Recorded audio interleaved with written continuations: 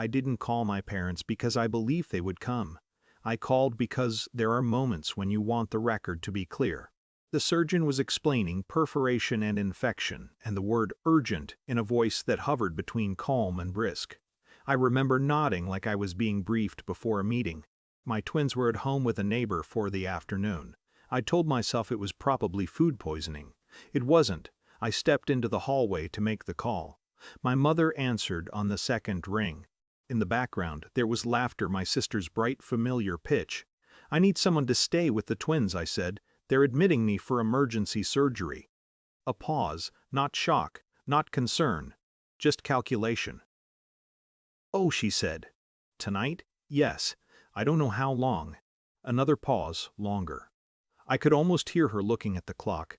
"We have tickets," she said carefully. "Your father bought them months ago. Taylor Swift." Your sister's been so excited. I waited for the part where she said, "We'll figure it out." Instead, she exhaled sharply. "You always do this," she said. "It's always something. We can't rearrange our lives every time you have a crisis. We're not your on-call staff." I leaned against the cool hospital wall. "It's surgery." "Well," she replied, her tone flattening, "you chose to have children. We didn't. And frankly, it's exhausting. You're a nuisance sometimes." A burden. There it was. Clean. Efficient. I thanked her for her honesty. She seemed surprised by that. When I went back inside, I signed the consent forms with steady hands. Then I called a nanny agency I'd used once before. I explained the situation. They sent someone within the hour. I transferred the payment from my phone while an IV needle slid into my arm. I remember thinking as anesthesia pulled me under that at least my daughters would never have to beg. Recovery is a strange, suspended space. Pain comes in waves. So does clarity. Between nurse check-ins and the soft mechanical beeping of monitors, I scrolled through my banking app. There were monthly transfers labeled "Help," mortgage assistance when my father's business slowed, health insurance premiums when they needed a few months, credit card bailouts framed as short-term bridges. For 8 years, I had been the quiet stabilizer of a house that once told me I was too much. I used to think it was repayment for college tuition they couldn't fully cover, or gratitude for childhood meals and rides to school. I told myself it was normal for successful adult children to help aging parents, but I'd never noticed how help only flowed one direction. From a hospital bed, with stitches in my abdomen, I opened my laptop and sent 2 emails. One to my financial advisor, one to the mortgage company. The first asked him to suspend all discretionary transfers effective immediately. The second removed my name as guarantor on a loan I had quietly co-signed 3 years prior. He called me the next morning. "Are you sure?" he asked gently. "This will change things for them." "I know," I said. There wasn't anger in my voice, just oxygen. 2 weeks later I was home. The twins were back to smearing yogurt on their faces and fighting over the same stuffed rabbit.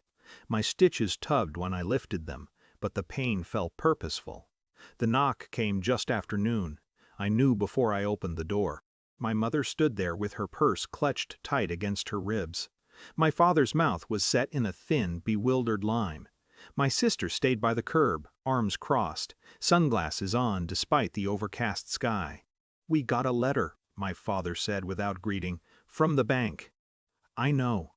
My mother's eyes flicked past me, scanning the hallway like she expected to see something damaged. "You removed yourself from the mortgage," she said. "They're reassessing our terms. The payment is going up." "I was advised it was financially imprudent to continue," I replied. "Advised?" My father's voice sharpened. "By who?" Right on cue, my phone buzzed in my hand. I'd scheduled the call for this exact window. I put it on speaker. My advisor's voice filled the small entryway, professional, neutral, unmistakable. He outlined the previous arrangement, my consistent financial contributions, my liability exposure, the documented risk. He explained that the support had been voluntary and that I had every legal right to withdraw it. There was no accusation in his tone, just structure, authority, not emotion. My parents stood very still as the reality settled around them. When the call ended, the silence was heavier than shouting would have been. "You would let us lose the house?" my mother asked finally. "I'm not taking anything from you," I said. "I'm stepping out. You're punishing us." I considered that. "No," I said. "I'm protecting my children." That seemed to confuse her more than anything else. "We raised you," she said, softer now.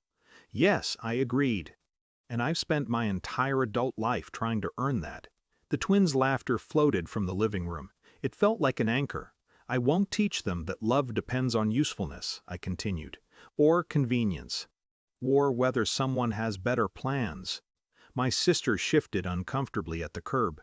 My father's shoulders sagged, but not with apology, with recalculation.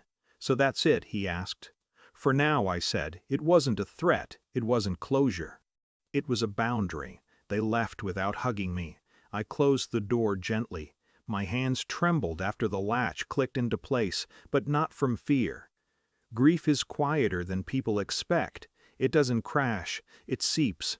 That afternoon, while my daughters napped against my sides, I let myself mourn the parents I'd imagined having, the ones who would have shown up at the hospital without needing to be asked twice.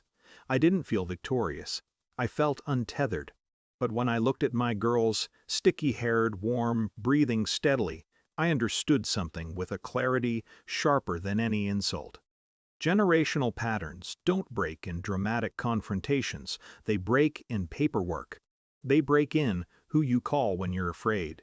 They break when a door closes and stays closed long enough for something healthier to grow on the other side. That evening, I paid the nanny for an extra shift anyway, not because I needed to, because I wanted my daughters to grow up knowing that when they are in pain, someone comes. No negotiations, no tickets more important than them, just presence.